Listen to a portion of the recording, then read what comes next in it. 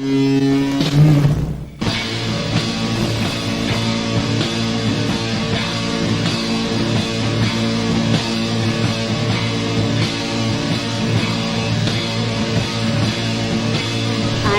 Morris with the NSA. There is something real here. Did you believe that our government is in possession of UAPs? Absolutely, based on interviewing over 40 witnesses over 4 years. And where? I know the exact locations, and those locations were provided to the Inspector General and some of which to the intelligence committees. I actually had the people with the first-hand knowledge provide a protected disclosure to the Inspector General. Biologics came to some of these recoveries.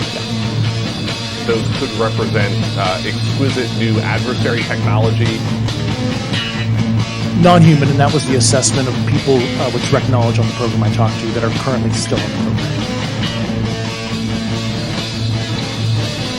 The government is covering up some level of its knowledge and understanding about what some of those things are.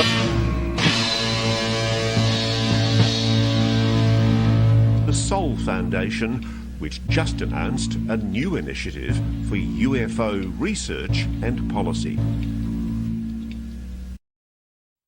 It's nuts, man. I mean, we're just small-town buds who saw a UFO in the woods. I mean, now we're hanging out with the government. Wow.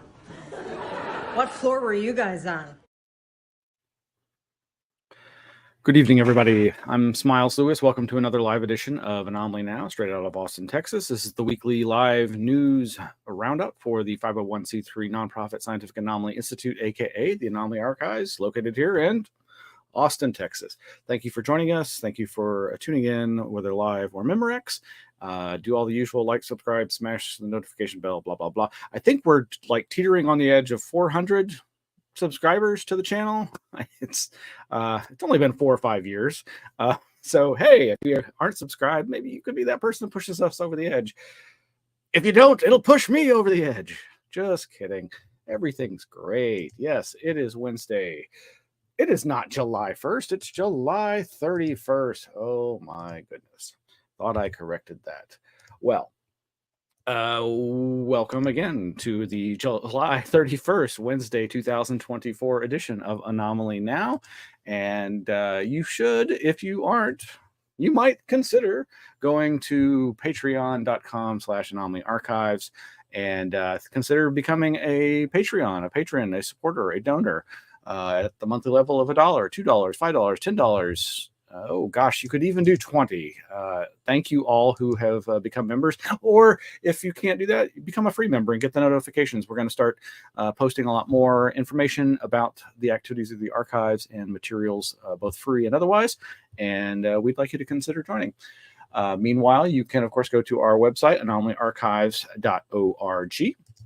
And there you will find all kinds of information about our 7,000 plus archive collection of books on UFOs, consciousness, parapsychology, Bermuda Triangle, Atlantis, crop circles, consciousness. I think I said that already.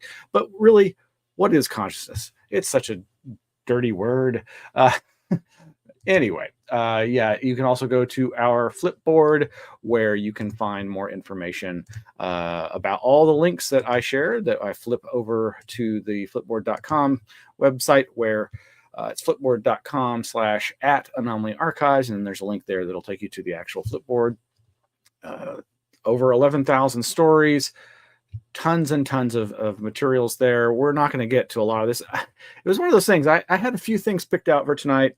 And I was like, gosh, I guess I'll just talk about these few things. And then suddenly in the last 48 hours, bam, bam, bam, bam, bam, a whole ton of stuff came up that I'm like, wow, that's a lot of fun and interesting stuff. Some of the stuff that we're not going to get to is a follow-up to last week's report on the discovery of a possible sign of life in the Venus clouds. This CNN article goes into some good detail about that might help us all understand why this is interesting and important. And of course, further down is information about this possible life found in a rock on Mars. So life finally popping up in our own solar systems beyond Earth. That could be pretty cool. Meanwhile, strange stuff in and around Texas. This one from the Cron at the Houston Chronicle, Cron.com. Apex predator seen swimming in Galveston is nightmare for beachgoers. Sure enough, there is an alligator seen in the waves at the beach, and this isn't that unusual. But several people are thinking it's actually a crocodile. But if you know about these things, one's saltwater, one isn't. But some interesting information there. Texas Parks and Wildlife Division of state government chimes in with their input on that. Some other great stuff. Trail cameras capture rare strawberry creature in Tanzania for first time. That's over at thestate.com. Liberation Times reports unexplained intrusions at nuclear sites met with silence from Department of Energy as decades of secrecy face intense scrutiny. I think I had seen this video of that committee meeting and that cross-examination. And over at Dustin Slaughter's Substack, UAP incursion at Pantex nuclear facility revealed a newly released document. That's a nuclear material facility here in Texas. Again, we've been kind of keep touching on, and we will touch on again today on this issue of UFOs and nuclear facilities, but only kind of just tangentially. It'll go in an interesting different direction that I wasn't expecting. Meanwhile, our good friend Greg Bishop in the Radio Misterioso Facebook group posted this link to a Scientific American article by Phil Plait, Plait, called "Nope, It's Never Aliens," as a great example of debunkers being idiots, or debunkers who refuse, skeptics that refuse to even consider the possibility that there's something more going on with UFOs and the phenomenon.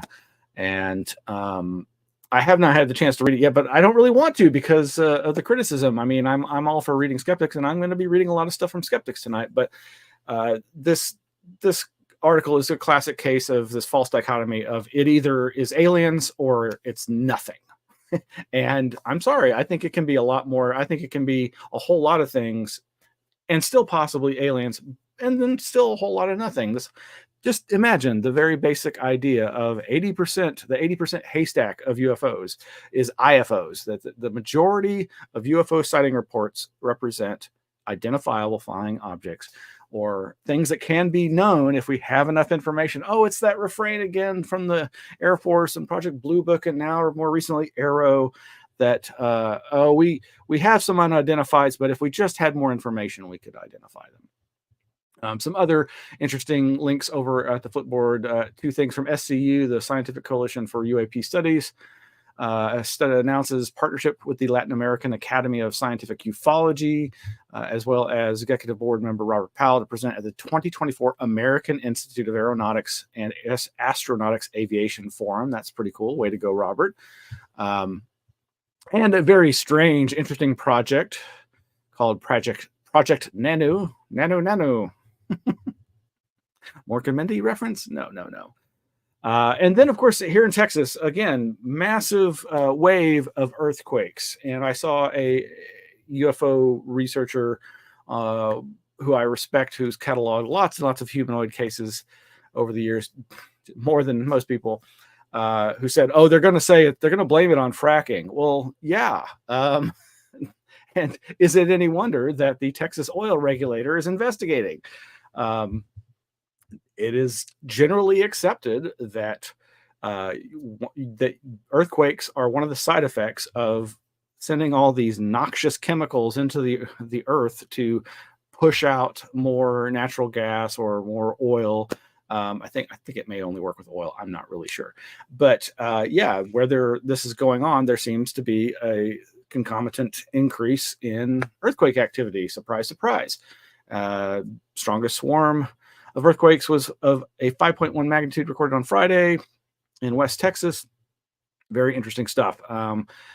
It even, and the UFO connection. Yes, right. There's always got to be a UFO connection. I am a longtime fan of Michael Persinger's tectonic strain theory, the TST, or Paul Devereaux's Earthlights hypothesis. This idea that there is tectonic activity that creates strain and then these piezoelectric and or some kind of other plasma type phenomena is released and are seen and identified as UFOs because they are seemingly flying, and their lights in the sky at night, sometimes in the day even, and it may in the daytime appear like Mercury, like a metallic craft, according to some researchers. Now, these theories have been slightly tested scientifically, and there does seem to be some evidence for this being a real phenomenon.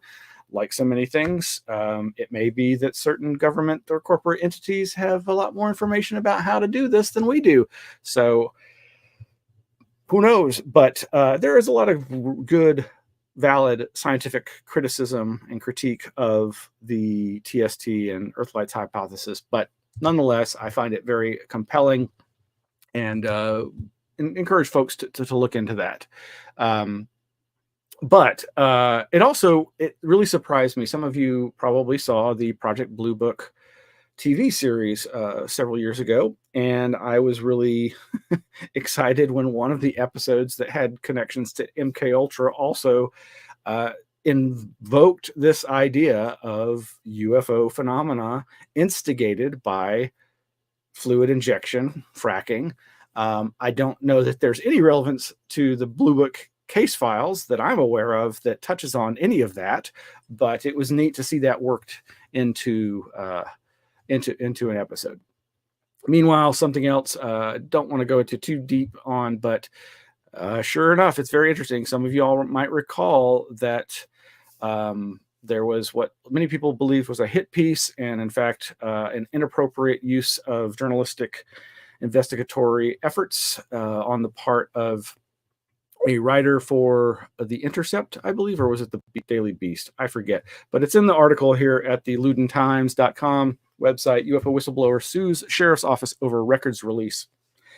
Basically, in a nutshell, the David Grush, the whistleblower, is filing a $1 million+ lawsuit against the sheriff's department for having released the documents about his having been remanded against his will temporarily to a mental hospital for evaluation. And according to, I believe, the state's laws, that is not something that can be released through Freedom of Information Act to journalists. But that's probably maybe grossly misrepresenting that, but you can go to the website and check that out. I remember when this happened, and it definitely seemed like, oh, great. So you're basically just trying to do the classic ridiculing of a UFO witness or somebody who's expressing an interest in these phenomena. That's pretty nasty. That's pretty nasty. A lot of great other stuff, as I mentioned. NASA scientist says patented Exodus effect propellantless propulsion drive that defies physics is ready to go to space. This over at thedebrief.org. This and a couple of other articles led me down a path that I was just not very familiar with, which is the type of propulsion systems that modern satellites are using up in space and orbit. Interesting stuff if you're into space travel and the idea of humans getting off this rock. Meanwhile, over at one of those YouTube channels that focuses on these alternative propulsion technologies, there's an interesting interview. It's about 45 minutes long with Maya Cowan on UAP and cultural anthropology. This interview and others were recorded by the channel's main representative, who does his own podcast and has done some great interviews. I'm forgetting his name at the moment, but this one is unlike all the others because it's not so much about technology, at least from the title, but more about cultural anthropology as it intersects with UFO, UAP studies.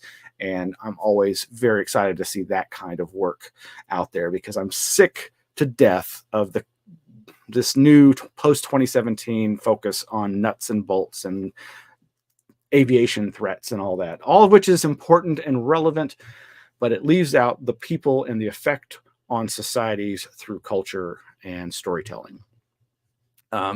Related to some of this is more stuff from the debrief. Scientists demonstrate the ability to control smart devices from within lucid dreams. Now, this is fascinating. We've fairly regularly reported on dreaming research, as well as lucid dream research, as well as lucid dream technology, how to induce it.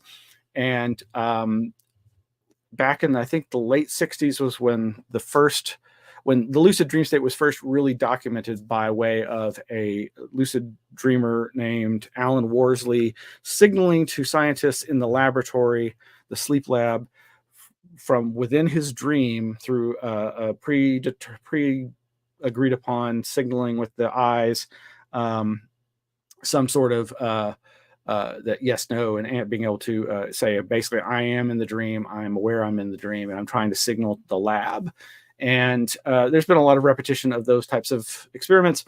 And in this case, they're using this kind of technology to trigger smart home devices. Now, what practical purpose this has, not really sure, but I really like the idea and am intrigued to see where that goes. And there's the actual article over the debrief. Can smart devices be controlled from lucid dreams? Tons of other great articles, and we'll get to some of this, but and more video misidentifications in my estimation of people seeing, and this isn't an actual picture here. Watch Texas motorist films mysterious object falling from the sky. To my eye, this is nothing falling from the sky. It is simply a contrail, not this actual picture, but the video at the link of yet again people misidentifying contrails that look like fireballs because of the way the sun is hitting the ice crystals in the contrail, and it just keeps going. So I just show that as an example of like, no, it's still happening. People are misidentifying that kind of thing. Anyway, lots more. There's that article I mentioned. This Mars rock could show evidence of life. Here's what Perseverance rover found. And then we're back to last week. Okay, so in the previous week's episode, I was talking about Stephen Greer having apparently finally specifically said that he believes that the Betty and Barney Hill case was a case of mind control, MILABs, military abductions. And, since at least the mid-90s, he's been saying that most abduction cases are fake, are staged on the part of some government military operations, humans faking alien encounters. And this is, of course, an idea that I've played around with and researched for a long time. And there's a lot of interesting ideas about this. But so I had also pointed out the recent explication of one of my favorite UFO cases, the Joe Simonton, Wisconsin alien pancakes, space pancakes case, and how one of my favorite group of paranormal community hosts, the Newkirks, Greg and Dana Newkirk, with their Paramuseum and their Haunted Objects podcast, had done a podcast for this called "We Found the Space Pancakes, America's Weirdest UFO Encounter." And I really enjoyed it, highly recommend it. And then today I saw this post, or rather yesterday, from a person, and I'm acquaintances with the Newkirks. I mean, we're not close friends by any means, but I really respect what they do and find them to be a fascinating couple and doing great work and creating one of the best paranormal communities I am aware of. And they're not focused on UFOs per se, but that of course is a large part of the areas that they cover, but more paranormal ghost hunting, though they don't like that phrase, like so many have kind of shifted away from. But another mutual friend who I really respect, Jeff Knox. Jeff does a constant flow of On This Day in UFO History, where he posts synopses of famous aspects of UFO history with all the documentation and links. Very good synopses of these different cases and whatnot. Highly recommend you seek him out. You can search on YouTube for Jeff Knox and a YouTube channel called UFO Sunset. Did I say yes? A YouTube channel called UFO Sunset.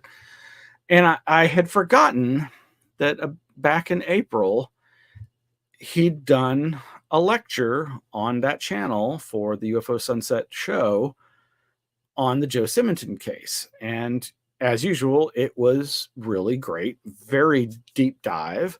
But he's now, without using the P plagiarism word. It's all over the P word, pancakes. He's very upset. He feels like he's seen this video of the Newkirks and feels like they've basically more or less stolen his research and they provide a link to his online lecture and other resources that are in their presentation. But anyway, I'll be providing the link. You can look at both and make up your own mind. I feel like I hate drama, except where it's warranted. And I know he feels this is warranted. And a lot of people are chiming in and saying, this is terrible and they shouldn't do that. And you're right to speak out about this. And of course, I get it. Anytime you put a lot of effort into something and then you see seemingly what to your eyes looks like somebody taking advantage or benefiting from the fruits of your labor, it's very frustrating. Now, I would just say in their defense, this is a situation now where there are so many people producing content, especially on UFOs and mining all the ever expanding materials that are being preserved and scanned and uploaded and made available more widely than ever before, that there's a lot of overlap. And unrelated to the field of UFOs, I'm a survivor of a mass shooting from 1979 in San Antonio. And when I was in high school, I wrote an essay about it. And one of the first things I did years later was put it up online.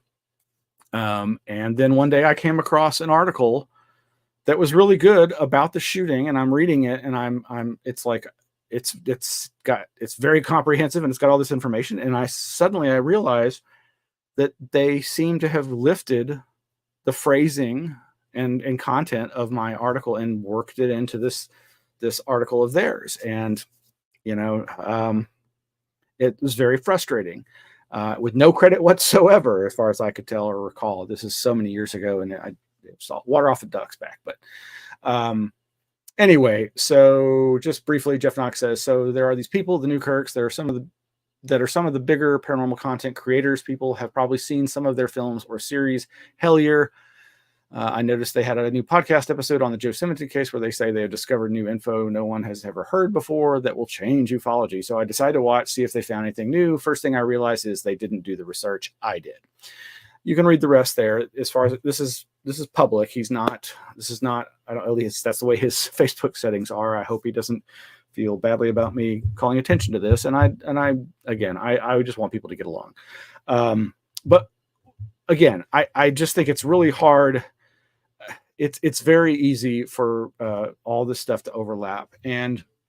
But something I wanted to just use this as an opportunity to continue something I had intended to say last week when I was talking about this idea, because what they uncover or rediscover is something, again, that Jeff does report in his video. This idea, this information that apparently has been available since the case emerged back in the 60s, that there were allegations that hypnosis was used to, if not outright create the experience that Joe Simonton had. The alternate version is that they just used the hypnosis to have him reinforce the original story or experience that he had. Either way, there is this idea of the induction of a UFO contact experience, not an abduction, but a contact experience. And one of the Connor, I guess the producer of the show, the Haunted Objects podcast, describes it as kind of like the last of the contactee cases. That the Joe Simonton case kind of represents that last of the contactee cases. Now, that's not obviously exactly true, because these things just kind of keep going. There's still contact cases happening now, but I find this very interesting. And so here is the Joe Simonton case, Jeff Knox, UFOs number 4, from his April 28, 2024 instance of this, where it's about 40-minute long lecture very comprehensive, really good deep dive. I really enjoy his work. And as a quick aside, well, I don't want to be too personal, but he's recently lost a pet, and yeah. So anyway, you can watch this there. But the point I kind of wanted to make, and here are just some other examples of people talking about the case. It's been around for, like I say, a long time. This is the Jose Antonio Caravaca's distortion theory blog. This is a post he did back in March of 2014 on the story. It goes into this whole idea. And again, everybody loves the pancakes. And so everybody's always trying to find out where those pancakes went. And sure enough, classic UFO researcher Barry Greenwood had one of the last pieces and has since donated it to David Marler's facility in New Mexico, the National UFO Research Historical Records Center, NUFO HRC. And there's other articles about this. This one over at LinkedIn from 2018, searching for pancakes, and even over at the Anomalist at anomalous.com. Space Pancakes, a 4TN breakfast story by Lauren Coleman. All of this, just as examples of how far back this goes. But, and I mean, obviously it goes back all the way to the case when it first emerged in the late 60s. But what I really wanted to comment on is that, again, this idea of the suggestion of mind control and the use of hypnosis to induce or manipulate people's UFO stories, their encounter stories, their abduction or contact stories. And one of the first episodes, the third episode of the Haunted Objects podcast that the Newkirks did back in late 2022, examining Betty Hill's alien abduction dress. I really enjoyed this episode. Again, this is a very long, hour and 7 minutes podcast. Highly recommend it. But in it, they reminded me and the viewers of something else that happened.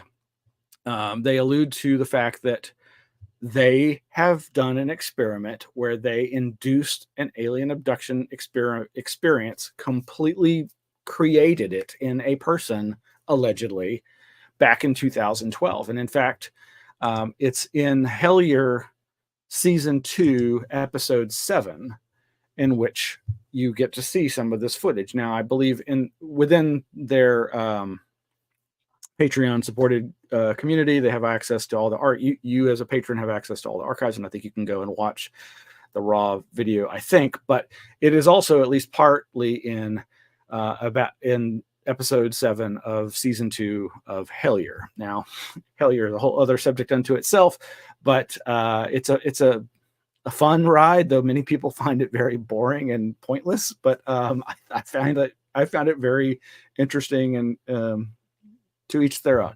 But this is the video in which they talk about how in 2012 they set out to create an abduction experience, whereby they had a professional hypnotist instill an experience in their friend Jason. That's Jason there. And yeah, you can watch this. I'll provide the link. It's for free on their Planet Weird YouTube channel.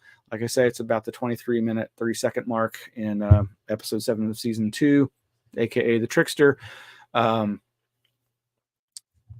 that's all I really wanted to say. It's just I find it fascinating that they actually did this.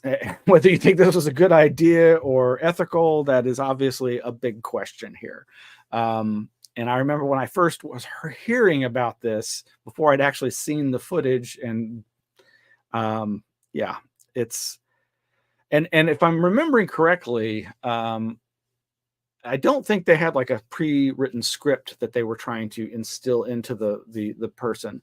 It was more a matter of seeding the experience of being somewhere, seeing a light in the sky, and having the feeling that they were going to be taken, and then whatever came up was created out of the mind of that individual. That's my memory of it. And maybe I've been hypnotized and my memory changed. All right, let's shift gears here. Let me close some of these windows in the background here, folks. Let my computer have a little breather and me take a drink. So, I really enjoy articles by journalist Billy Cox. He has a Substack called Life in Jonestown. Nice provocative name for a blog or website. And in this latest article, I don't know if it's latest, but his July 22nd, 2024 article of Stars and Bonfires at Home on the Range with Robert Hastings, UFO Abductees. I was not expecting something that to me is as interesting as this. Now, for those who aren't familiar, I've been involved in UFO stuff pretty much all my life, but when I graduated from high school in 1989, I became involved shortly thereafter in the local MUFON, Mutual UFO Network chapter here in Austin. And this was also right as the abduction phenomena was just taking off and exploding. And one of the local abductees started a local abductee experiencer support group. And eventually I was asked to lead that group, even though I'm not an experiencer or abductee. And then I had also been leading the local MUFON chapter at some point. All this is to say that, I'm no stranger to the UFO abduction scene. And that is, you don't really hear a lot about abductions anymore. Ever since the 2017 Renaissance or whatever new wave of UAP BS, the rebranding, there's been a jettisoning of the abductees and the personal aspect of the UFO phenomenon. I mean, obviously, you still see and hear people, particularly military pilots and witnesses, who have had, as always, as people often have with these sightings, a profound change in their personality or in their worldview. But you really just don't hear a lot about abductees anymore. And I will say that there has been much talk in waves over the last 20 plus years since September 11th that it seems like the abductions really subsided. Now, they have definitely never gone away, but a lot of people feel like they have subsided. So I just want to check. I want to read some of this. There's a lot of very interesting stuff here. Basically, Billy Cox reports on how he and a number of abductees, experiencers were invited out to this remote, off-the-grid home in the San Luis Valley where Robert Hastings lives. Now, there's a lot of stuff here that was news to me. First of all, I have a very pleasant memory. I don't know what year it was, but I'm guessing it was either the late 80s or early 1990s when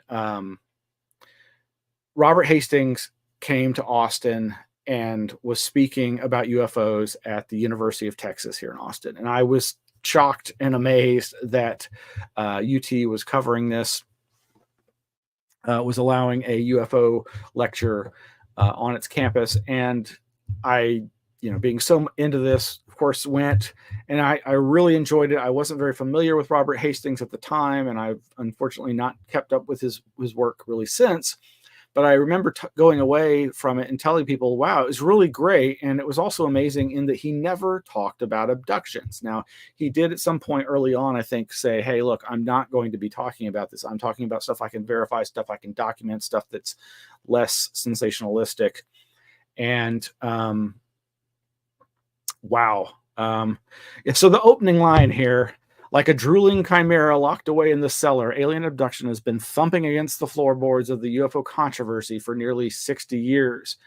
And then he says, abduction is pure kryptonite. It leaps light years beyond upside down physics and dares us to reimagine ourselves as lab rats. That's the bookends to the first paragraph.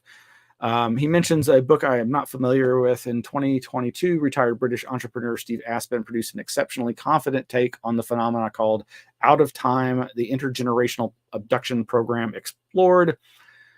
It rolled decades of testimonials, surveys, and anecdotal patterns into the scope of his own personal waking nightmare. The ordeal inspired a unified field theory of sorts regarding the endgame of the abduction program. Aspen predicted the truth as he saw it would be received with the sort of disconnect expressed by former SCOTUS Justice Felix Frankfurter to an eyewitness briefing on Nazi death camps. In 1943, Polish resistance fighter Jan Karski huddled with Frankfurter in hopes of persuading him to alert FDR to the industrial-grade extermination of Jews in occupied Europe. Frankfurter's reply, "I don't believe you." The Associate Justice quickly clarified for Poland's ambassador, who was in on the meeting and vouched for Karski's credibility, quote, "I did not say that he is lying. I said that I did not believe him," unquote. Aspen's truth, however, makes Karski look like a piker. So there's basically descriptions of these, round the fire discussions of these people's experiences. And these are lots of different witnesses and experiencers to abductions and strange things, mostly people with military backgrounds.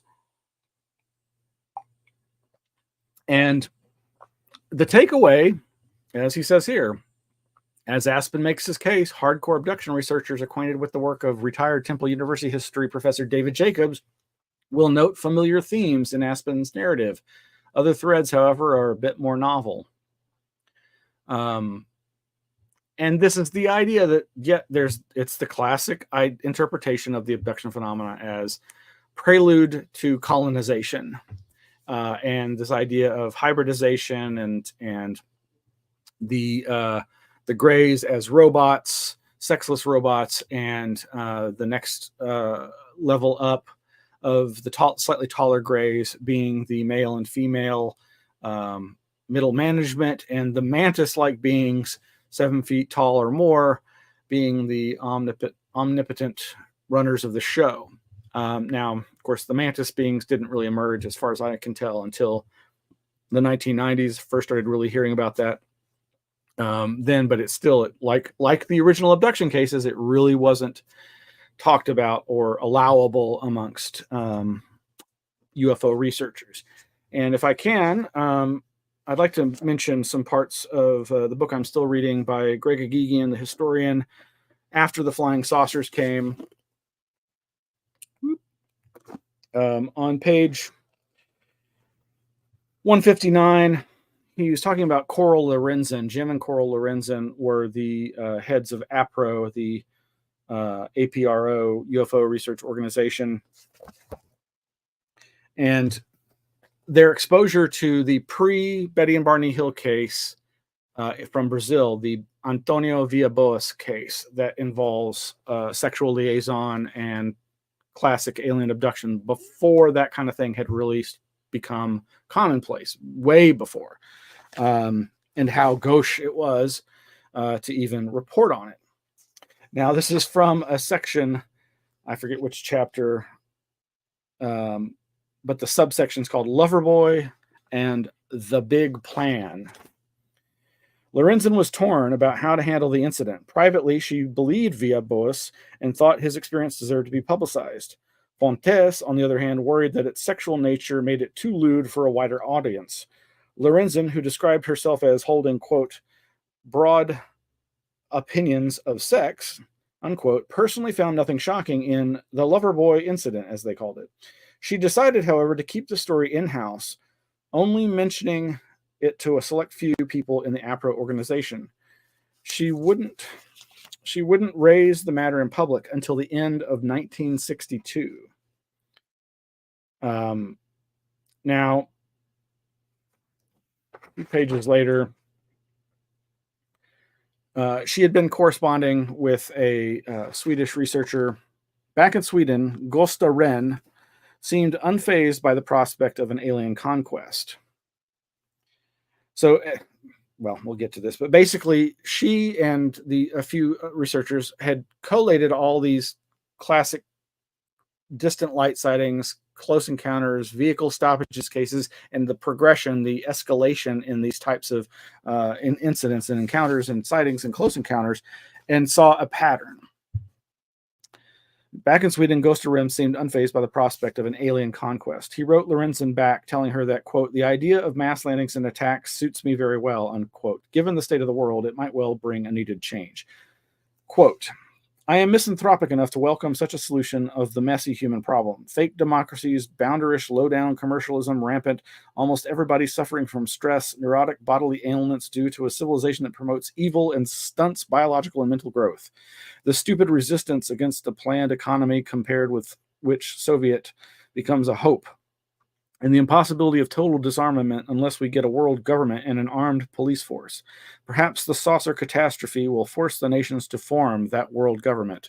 So right there, from this quote from Sweden's Gösta Rehn back in the late 60s, is already intimating what many people had already kind of intimated, this idea that humanity would finally be united against an alien threat from outside this world, as Ronald Reagan said. This page goes on. When in 1962 she published her first book, The Great Flying Saucer Hoax, Lorenzen laid out her case to the general public for what came to be termed the hostility thesis about UFOs. Still, she continued to keep the Via Boas story under wraps. Others did not. That same year, 2 members of the Brazilian Society for the Study of Flying Saucers, Walter Buehler and Mario Prudente Aquino, published a piece on the encounter in the group's bulletin after traveling to the man's residence and interviewing him there. They chose to keep him anonymous, however, and referred to him only as AVB. Buehler sent a copy of the newsletter to Gordon Crichton at Flying Saucer Review in London. Like Lorenzen, he sat on the story for another 2 years in the hope that more evidence would come to light. Then in early 1965, Crichton relented, apologizing, quote, "to any reader who may find this bizarre story offensive." He published the first of 9 separate articles on the Via Boas case to appear in the magazine from 1965 to 1968. In making sense of the incident, Crichton suggested that folk traditions might hold the key. Lore about encounters with incubi, succubi, spirits, goblins, and ghosts, he proposed, might well be chronicles of human contact with beings from outer space. If so, what happened to Antonio Villas Boas that night in 1957 was something that had been going on for centuries. Shades of Jacques Vallée and Passport to Magonia, and what so many of us have come to believe is a significant way to interpret modern stories of encounters with anomalous others. Now, I bring all that up in the context of this article by Billy Cox, his Life in Jonestown blog, because basically, as he invokes David Jacobs, a historian who started off like Greg Agigian, I don't think Greg's going to go down this way, but documenting the historical aspects of the UFO phenomenon. But David Jacobs, in most rational people's opinion, went off the deep end and became a proponent of the alien abduction as absolutely real world experience and evidence that there is a hybridization program and that the beings do not have our best interest in mind. And while he may not have believed that they were evil or demonic, but that they were perpetrating evil acts and that their ultimate goals were in fact dangerous. Some other aspects of this article, and where we get to what I was unaware of, and I just am kicking myself. So I knew that Robert Hastings had published a book on the UFO nukes connection, that he had organized a press conference dealing with this issue and was going about this all in a very, again, rational, non-abduction aspect. What I did not realize is that, and here's his off the grid home, was that he apparently has long been a UFO abductee himself, and that his co-author on the UFO nukes book is also an experiencer. So here, this says from the article, based on the testimony of more than 150 Air Force veterans, his 600-page UFOs and Nukes, Extraordinary Encounters at Nuclear Weapons Sites opus was a revelation that traced this hushed relationship back to the 1940s. In 2010, Hastings gathered 7 military veterans to take media questions at a National Press Club event live streamed by CNN. A follow-up documentary in 2016 presented additional on-the-record testimony from ex-USAF officers and has been viewed more than 6 million times. There's links to the documentary that used to be available on Vimeo to rent or buy. It does not appear to be there anymore. Gonna have to go dig that out. Confession as liberation. This section goes into the fact that, this new military-based UAP renaissance is just not acknowledging the history of the abduction phenomena. Now, just in the same way, people who are focused on abductions often dismiss the contactee phenomena. Rightly or wrongly, they just don't even bother addressing it. Or if they do, it's, as is so often the case, through ridicule and just dismissiveness. Now, this is where I did not realize Mr. Hastings' trajectory had so significantly changed. In 2019, 2 years after having been diagnosed with progressive heart failure, his field research days over, Hastings produced his second book, Confession: Our Hidden Alien Encounters Revealed. No longer worried about alienating potential new witnesses, he went public with his own previously closeted and lifelong abduction experiences. His co-author, Bob Jacobs, I don't think he's related to David Jacobs, is the former Air Force lieutenant who recorded alleged still classified footage of a UFO disabling a dummy warhead following a launch off Big Sur in 1964. Jacobs and Hastings decided to collaborate and fess up to what they'd been concealing after discovering they shared a quirk of the abduction phenomena. More later on that.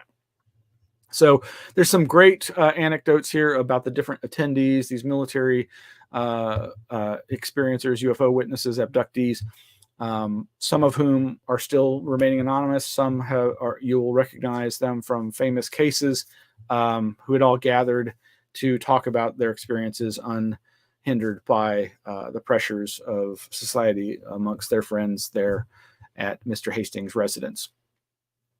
And it just gives example after example of them being dismissed by people as they try to produce documentaries, or to talk more publicly about about the UFO phenomena. But again, that's a bridge too far for so many when it comes to these kinds of experiences. Again, more pictures of around the fireside. And they're very much playing with their interpretation, given that they are immersed in this experience. And so they're not trying to necessarily be, investigators or debunkers or skeptics of their own experiences or their colleagues' experiences in this effort. But I highly recommend this. I really think you should go check it out. It's over at lifeinjonestown.substack.com, of Stars and Bonfires. Some very strange experiences described, lots of references to the implant research, and this idea of people being ruined by being outed about their experiences, and the dangers of that. Now, towards the end, spoiler, the night before, reading again from the article, the night before the guests started arriving, Hastings, 74, woke up at 4:44 a.m. In Missouri, one time zone east, Bob Jacobs, 86, woke up at 3:33 a.m. This has been going on for years. They got a chuckle out of it. At least this time, there was no blood on the pillow. Hastings calls it the triple-digit thingy, TDT, a subset of, quote, all self-aware abductees, he writes in Confession, report being jolted from nightmares involving aliens at precisely 111, 222, 333, 444, or 555. Given the potential vibes a crowd like this might project over a few days, the digital calling card seemed auspicious. A few openly wondered if an event lay ahead. Now, and again, spoiler alert, full disclosure at the end, he says, I spent the last night on the road and a Colorado Springs hotel near the airport where I had this weird dream. Blah, blah, blah, blah, blah. The other details fled when I got up to take a leak. The nightstand clock read, seriously, I'm not making this up, 3:33. I guess you could say I lucked out, maybe at least for now. Now, I wanted to mention that last bit just because it reminded me of how back when I was running the abductee support group, at least I think it was before the leader had moved on and had me start. There was an experiencer and his roommate, Bo and Hagar, who are featured in at least one of abduction researcher Carla Turner's books. And at one point, they brought to the group the fact that they were having that exact same clock phenomena, digital clock phenomena, waking up. In their case, I remember them saying, this would happen like all in the same night. They'd wake up at 1:11, 2:22, 3:33, 4:44, 5:55.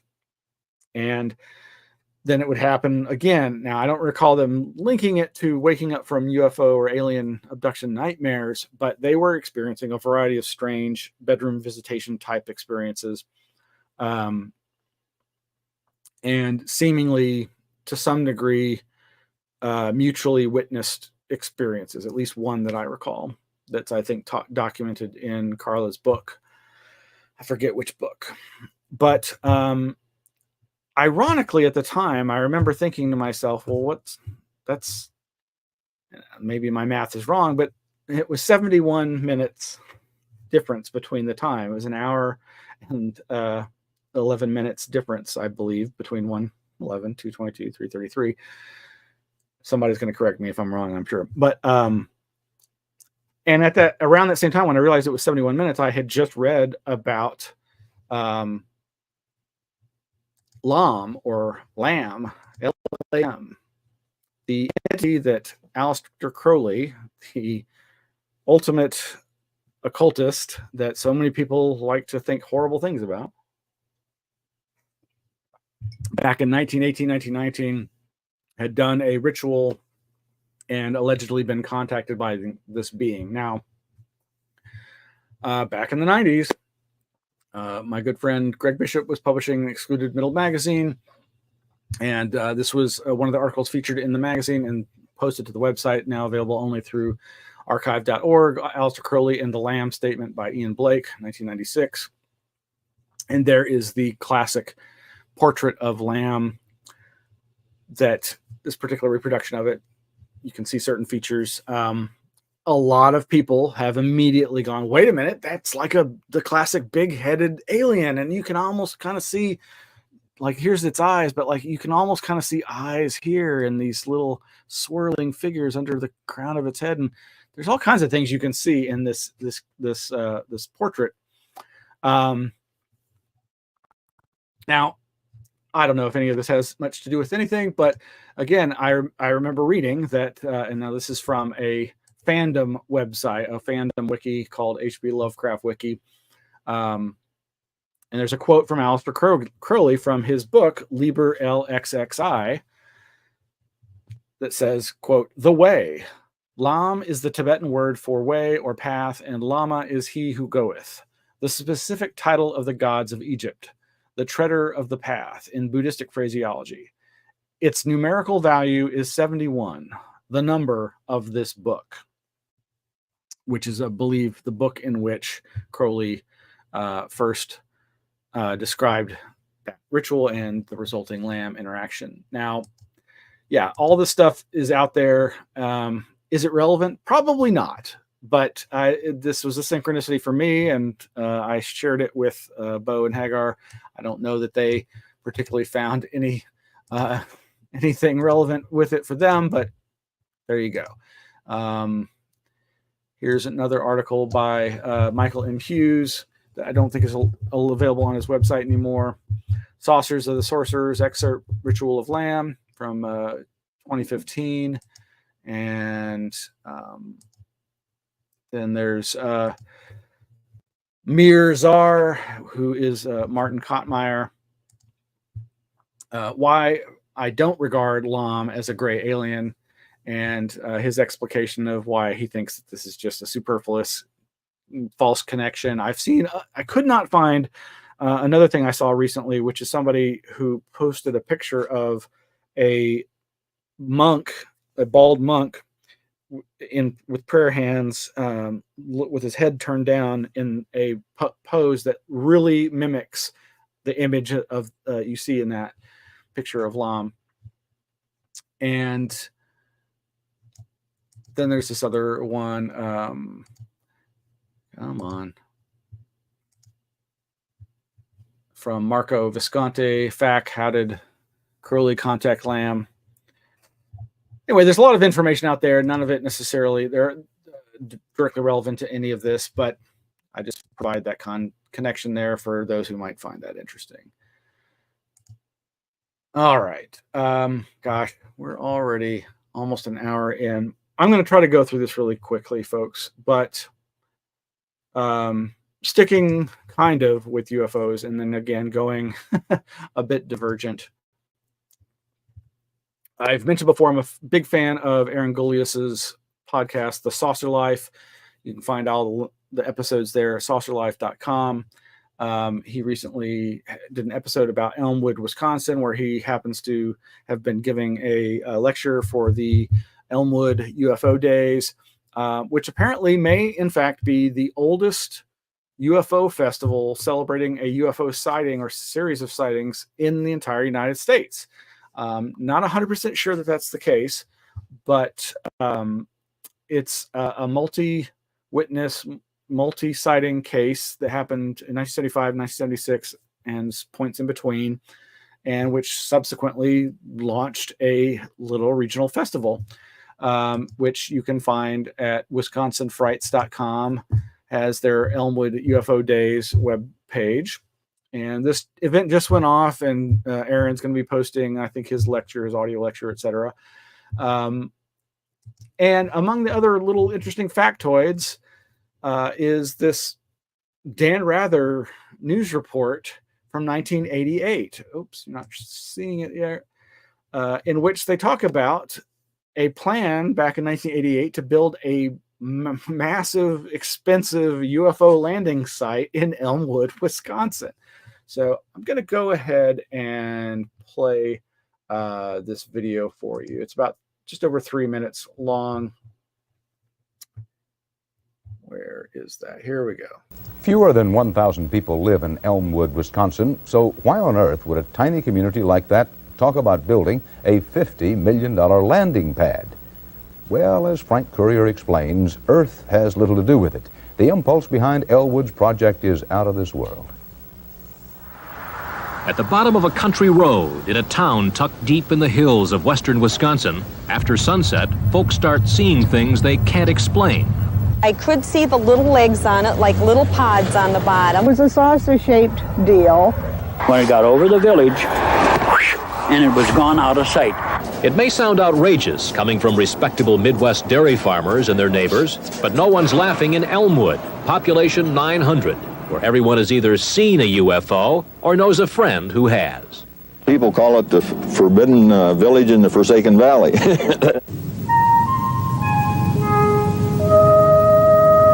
With scores of UFO sightings here the past decade, and with inspiration from the movie Close Encounters, Elmwood townspeople are supporting plans to build a 2-square-mile landing pad for aliens, who some think are waiting for an invitation to make contact. In our opinion, this is going to represent man's grand attempt here to reach out and establish a relationship with this society.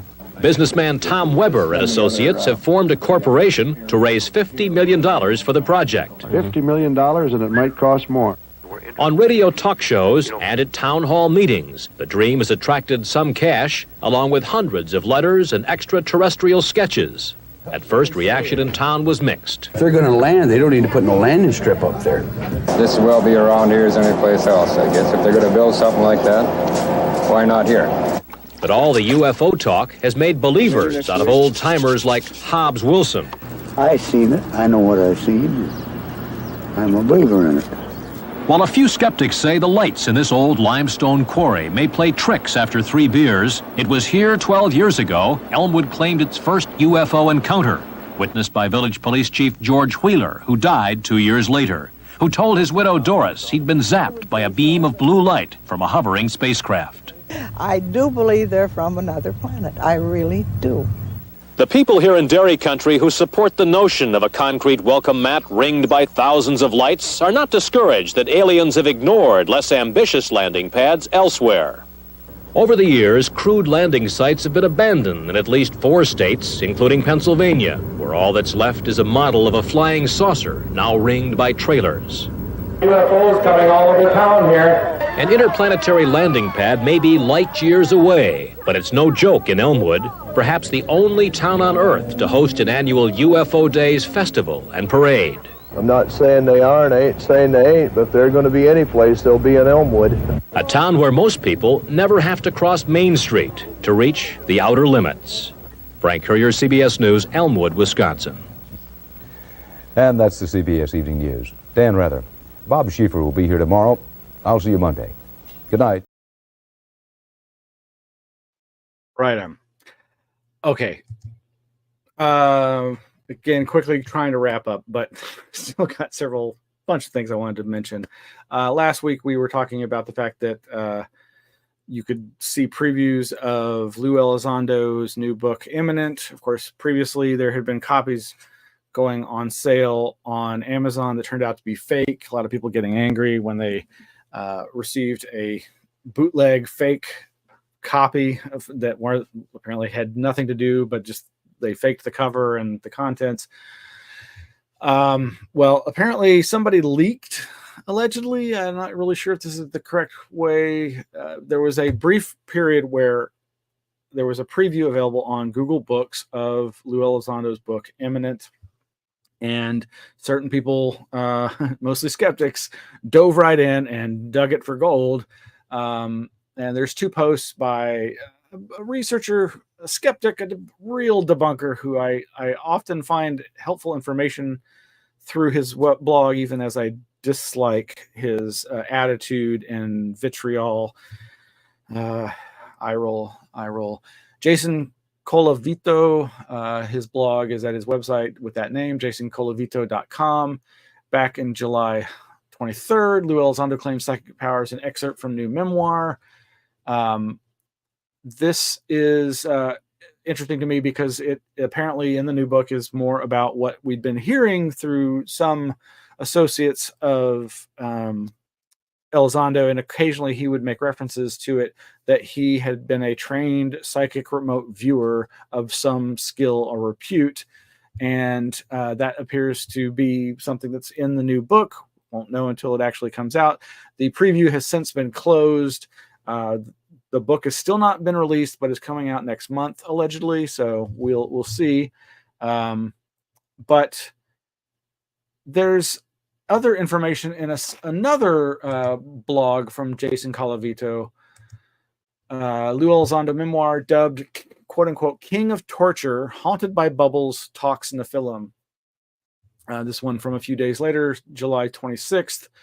And what I find most interesting here is it reminded me of something I hadn't thought about in some time, which was when Lou first came onto the scene, one of the things that really concerned me was the fact that he apparently worked at Guantanamo Bay, Cuba. That I don't know if he was an interrogator or simply an interpreter, but in these 2 excerpt reviews by Jason at his Skeptics blog, he makes reference to this. And let's see, from the blog, he's, quote, he also claims to have engaged in the torture of 9/11 detainees at Guantanamo Bay, been dubbed the, quote, King of Torture, unquote, by a detainee's lawyer, and to have European arrest warrant issued against him for torture. And as Colavito comments, this somehow didn't stop him from traveling to Europe for UFO conferences. The book seems to have no references or documentation, making it hard to check these claims. Now, maybe that's because you didn't have access to anything but these excerpts as opposed to source notes and citations. I don't know. But this is very concerning to me. And, you know, whatever your feelings are about the war on terror post 9/11 and the, in my estimation, horrible things that this country did in the name of national security and in retribution for the events of September 11, 2001, this is just beyond the pale. And I don't know if any of this is true. I'm assuming it had to be vetted, and we'll probably hear more in the coming months. But that really, really bothers me. There's another, I don't know which article it's in, but it's probably in the previous one, where Elizondo claims that he and a group of remote viewers, military remote viewers, worked together to try and work on a terror suspect, a convicted terrorist who was being held somewhere, and that they projected themselves to his cell to try to get information out of him or rattle him or something. And allegedly, oh gosh, let's find this. So yes, here we go. In the following years, I was privileged to meet 4 other remote viewers who had been trained in the discipline. We often talked about our experiences with the technique. One afternoon, we discussed the capture of a suspected terrorist who had been on the government's radar for a long time. He was being held in a location thousands of miles from us. I had been to the location before. As a test, we all gathered together in a secure facility at the Pentagon with our brown bag lunches and attempted an active group remote viewing. We directed our conjoined thoughts towards a specific terrorist in his cell. None of us had any sympathy for the ruthless killer who gleefully took the lives of our comrades. I wondered if we would leave a real impact on him. Something happened, all right. Months later, we learned that the terrorist had told his lawyers that the CIA had sent 5 angels to disrupt his sleep. 5 figures washed in a white light stood over his bed and shook it violently, leaving him terrified. He felt that judgment was upon him. He shared the story with his attorney, and the tale later ended up in a mainstream newspaper article about a secret CIA program being used to harass his client. I told Hal Puthoff what we had done. He was not surprised. Oops, sorry, that's over on this page here. This excerpt, no longer available. All right, make of that what you will. But, you know, it is certainly been documented. I don't know. Again, you can't trust Wikipedia, but here it is. It's on Lou Elizondo's Wikipedia page. In college, Elizondo studied microbiology, immunology, and parasitology. He later served in the U.S. Army for 20 years, during which he ran military intelligence operations in Afghanistan, South America, and Guantanamo Bay's Camp 7, which was the worst probably camp. Regarding his military career, Elizondo stated he, quote, dealt with a lot of stuff like coup d'etats, black market terrorism, violent drug cartels, all that kind of stuff, unquote. So again, other skeptics that have reported on what they found in the book that also references the connection to Guantanamo Bay, Mick West's metabunk.org, and down a ways. There's this bit. Elizondo's book mentions he had previously been at the same location the captured, quote-unquote, suspected terrorist was being held, which was 1,000 miles away. KSM is being held at Camp 7 in Guantanamo Bay. Elizondo's Wikipedia article lists him as having previously worked at Camp 7. However, the supporting articles cited refer more broadly to Guantanamo Bay. Now, this is a digression here, but all of this reminds me of what my friends and I reported on back in the mid to late aughts, post 9/11, and all the atrocities that were going on in the name of the war on terror. Now, flash forward to February 2014, and you have the Times of Israel and others reporting on Annie Jacobson's article,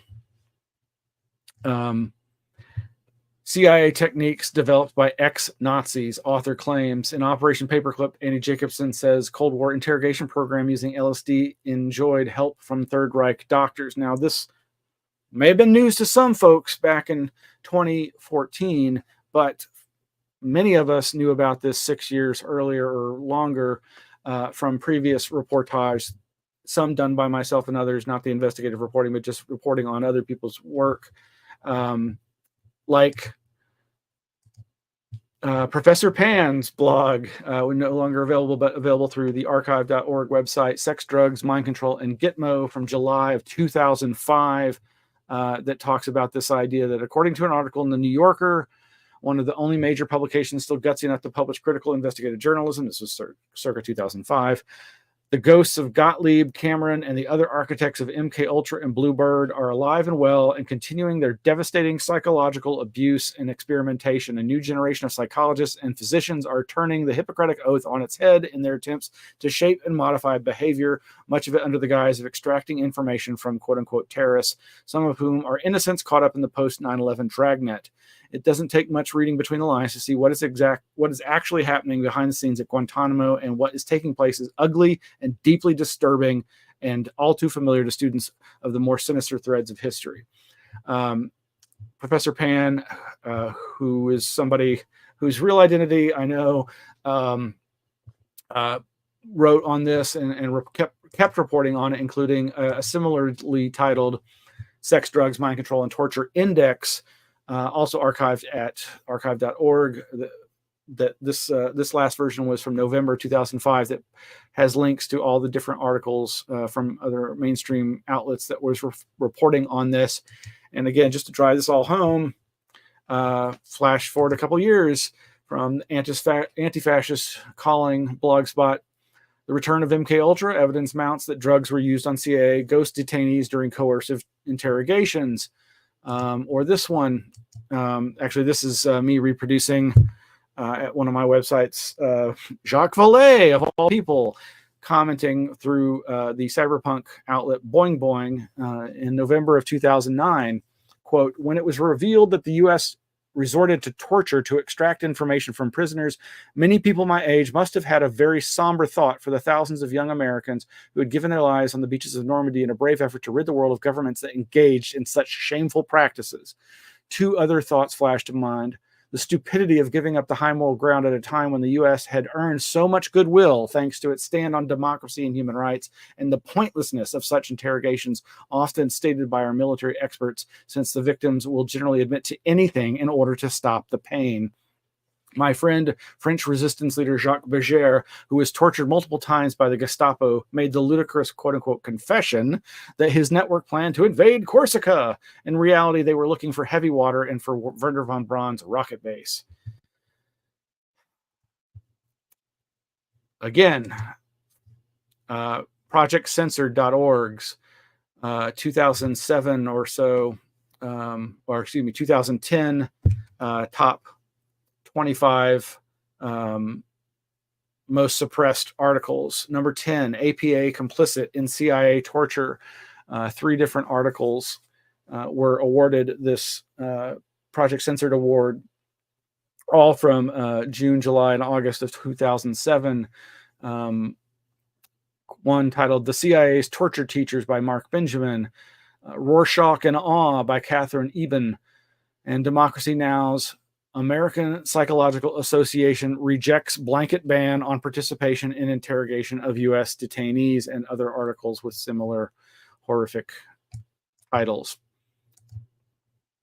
Oh, I thought there was another one. Here we go. Nope, that's not it. Where is it? One or two last ones. Document Friday, Project Artichoke, or the CIA attempt to create an unwitting assassin through hypnosis. Again, all this stuff well documented, and Hank Albarelli and Jeffrey Kay. Hank Albarelli doing one of the best documents on the abuses of MK Ultra, called A Terrible Mistake. Cries from the Past, Torture's Ugly Echoes from May of 2010 from truthout.org back in the day. These are all mostly from archive.org because it's hard to find. All right, well, let me quickly leave you with something a little nicer than all of that, okay? And it's not UFO related, and it might be fun and enjoyable for you. This one's from SmithsonianMag.com. Could citizens of this Indiana town have seen a 500-pound turtle? 2 men said they saw such an animal dubbed the Beast of Busco in 1948. This is from July of this year. Great story. I'll read the beginning. The Beast of Busco emerged one day out of the blue. A farmer named Oscar Folk spotted it in a 7-acre lake on his northern Indiana property in 1898. A massive turtle, Folk swore, the size of a small dinosaur. When he ran to tell others in his small town of Churubusco, no one believed him, and the beast disappeared for 50 years. In July 1948, 2 men were fishing in the same lake when they saw an implausibly giant turtle gliding across the water's surface. This is just one of many tales you've probably heard over the years of giant or extremely large turtles.